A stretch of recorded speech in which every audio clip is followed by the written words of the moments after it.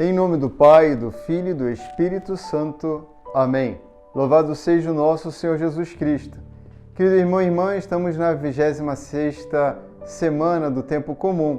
E hoje a primeira leitura nos traz para este domingo uma reflexão trazida do livro de Números, muito importante para os nossos dias, porque fala do Espírito de Deus. Ora, haviam homens que foram escolhidos para ajudar no governo do povo de Deus na sua travessia pelo deserto. 70 deles que estavam na lista receberam o Espírito do Senhor. Eles estavam na lista e com Moisés e então profetizaram, estavam na tenda. Outros 2 que não foram para a tenda também receberam a mesma unção, o mesmo Espírito. E que maravilha é assim! Mas há um detalhe, um particular muito interessante nesta passagem. É como se o Espírito que estivesse em Moisés tivesse diminuído. Diz assim as Escrituras: o Senhor desceu na nuvem e falou a Moisés, retirou um pouco do Espírito que Moisés possuía e deu aos 70 anciãos.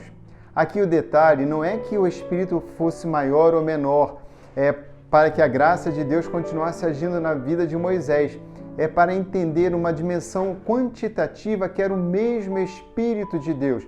Essa ideia é da graça de Deus, o mesmo Espírito dado aos demais anciãos. E existe também mais um outro detalhe nesta passagem, que é aqueles 2 que não estavam na tenda, mas também tendo sido escolhidos por Deus, receberam o Espírito Santo. Que maravilha! O Senhor derrama o seu Espírito a quem quer, mas havia ali um jovem, e isto é extraordinário, porque muitas vezes os mais jovens são consumidos de um certo zelo que tem o seu valor, mas lhes falta sabedoria. E aqui, então, nós temos Josué, como diz, filho de Num, ajudante de Moisés, que vai dizer: Moisés, Senhor, meu Senhor, manda que eles se calem, manda que eles se calem. Então, que eles parem de profetizar. Esta situação deste jovem tão ardoroso nos leva à compreensão da graça de Deus. É Moisés que fala e hoje é o Senhor que nos fala. O que diz Moisés? Você tem ciúmes por mim? Porque de mim saiu o Espírito que Deus havia me dado, a grandeza, o poder, foi dividido. Eu não me senti mal de poder dividir a graça de Deus. Eu não me senti mal de ter menos, para que os 72 tivessem também o Espírito de Deus. E Moisés ainda é mais generoso, não apenas aos 70, não apenas aos 72, mas Moisés vai dizer: quem dera que todo o povo do Senhor fosse profeta e que o Senhor lhe concedesse a todo o povo o seu Espírito. Nós temos aqui uma expressão que nos remete a Pentecostes, e assim o Senhor derramou de modo maravilhoso o Espírito Santo. Naquele momento, apenas na história de Israel, os profetas, os juízes, os reis, que tinham o Espírito do Senhor para conduzir o povo. E hoje o Senhor derrama e faz morada em todos os corações. Ninguém perde, todos ganham, movidos pelo Espírito de Deus. É assim que, de modo particular, anos e anos e centenas de anos depois, e não menos depois de anos, centenas de anos até os dias de hoje, no Evangelho, o Senhor, em Marcos, no capítulo 9, vai nos trazer uma situação muito semelhante.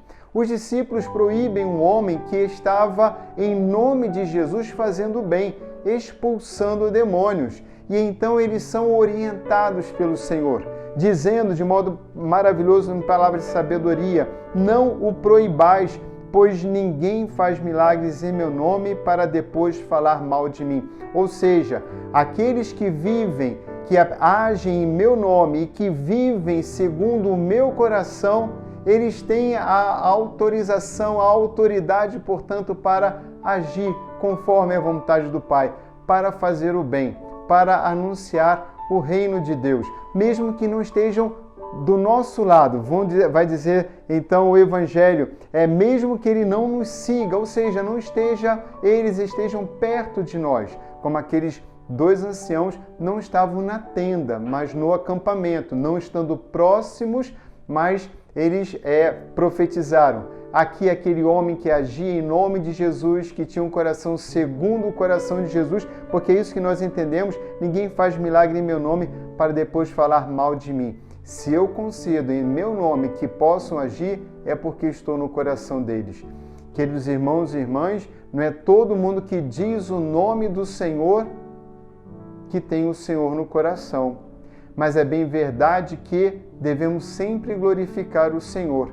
Jesus mesmo vai nos alertar. Aqueles que dizem, Senhor, Senhor, curei, expulsei demônios, e o Senhor vai dizer, mas eu não o conheço. É assim que o Senhor vai alertar os seus discípulos e a todos nós para este grande perigo. Porque nós podemos estar no Senhor, sermos batizados no Senhor, pertencer à igreja, operar maravilhas em nome do Senhor e não estarmos atentos, dando a graça de Deus, do Espírito Santo, para que as pessoas conheçam o Senhor, entrem no reino de Deus, tenham a vida eterna, mas nós mesmos podemos nos afastar da herança prometida. Como? E o Senhor então vai dizer, muito cuidado, mesmo vocês que estão perto de mim podem não estar comigo na vida eterna, na medida em que escolhem pecar. É assim que, infelizmente, foi interpretado de modo muito literal, muito concreto, essas expressões de Jesus. Então, se a tua mão te leva a pecar, corta, se o teu pé te leva a pecar, corta, o teu olho te leva a pecar, arranca-o. Esta ideia não é que devemos nos mutilar, devemos sim tirar todas as circunstâncias e situações, comportamentos e, sobretudo, estilos de vida, decisões e escolhas que nos facilitam o pecado. Aqui o Senhor está dizendo que precisa haver um corte, literalmente um corte naquilo que nos leva ao pecado. Nós muitas vezes nos preocupamos com o pecado cometido, mas devemos estar atentos àquilo que nos leva a pecar, os meios, as condições, as circunstâncias que nos levam a pecar. Então, diante disso tudo, é melhor perder. Nada mais é fácil para nos levar ao caminho da perdição que a riqueza, que o luxo. Isso vai ficar muito claro, nos levar ao pecado e a perder a vida, perder o reino de Deus, como diz o Evangelho. Se o teu olho, se o teu pé, se a tua mão te leva a pecar, corta-o. É melhor que entre sem estas coisas do que perder a graça da vida, de entrar no reino dos céus. São Tiago, então, a igreja nos permite olhar com clareza as escolhas que devemos fazer, vai nos falar para a sua comunidade, para os dias de hoje, este grande perigo. São Tiago vai dizer da riqueza, do ouro, da prata, que leva algumas pessoas à desgraça. Sim, ele vai dizer, ricos chorai e gemei por causa das desgraças que estão para cair sobre vós. E assim como o Senhor fala no fogo do inferno, aqui São Tiago vai nos falar verdadeiramente também de um inferno. Ele fala da ferrugem, a ferrugem que vai servir de testemunho contra vós e devorar vossas carnes como fogo. Essa ferrugem é daqueles que se apegam ao dinheiro e ao luxo e que permitem que isto ocupe o lugar principal dos seus corações, de suas vidas, vivendo para se manter numa condição de prazer, de ganhar e sustentar a sua riqueza.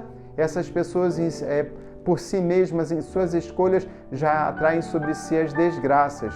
Podem desfrutar de muitos prazeres, mas a ferrugem, o pecado, vai dissolvendo tudo aquilo que eles possam ter de bom e vai lhes conduzindo para essa desgraça maior que nos alerta São Tiago como fogo do inferno.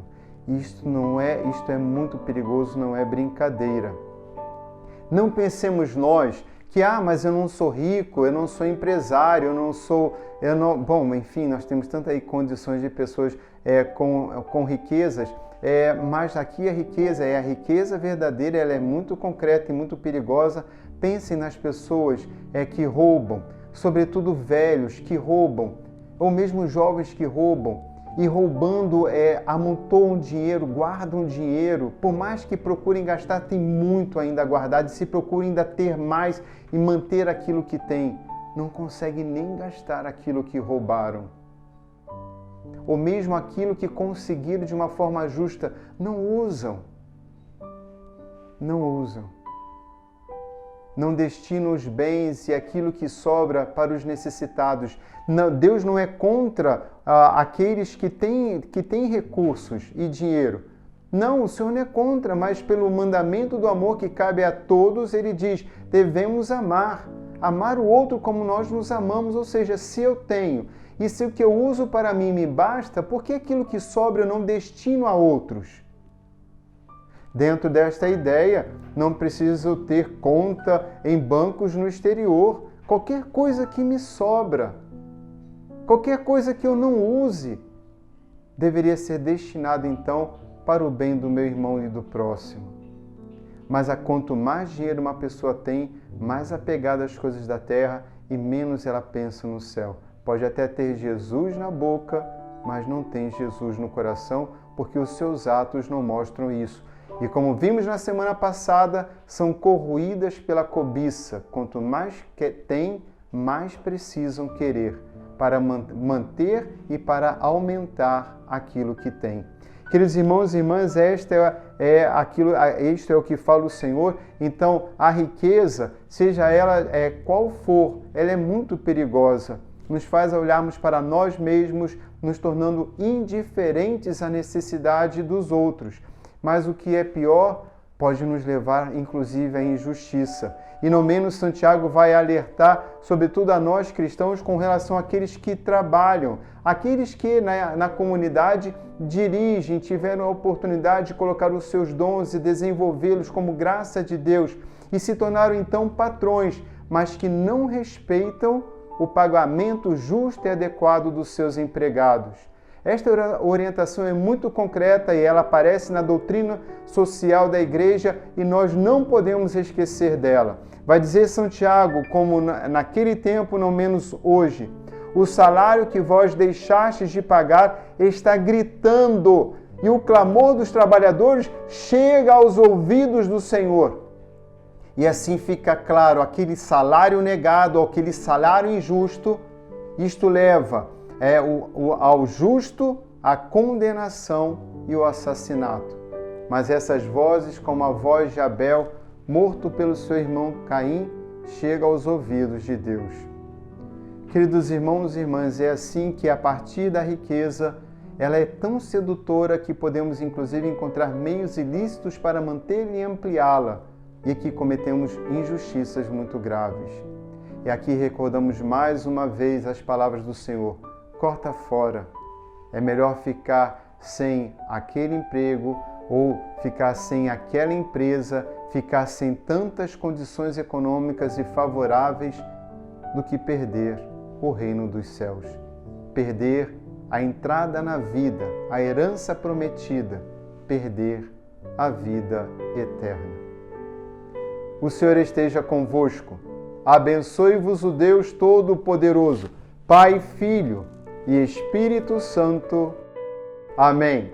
A lei do Senhor é perfeita, alegria ao coração.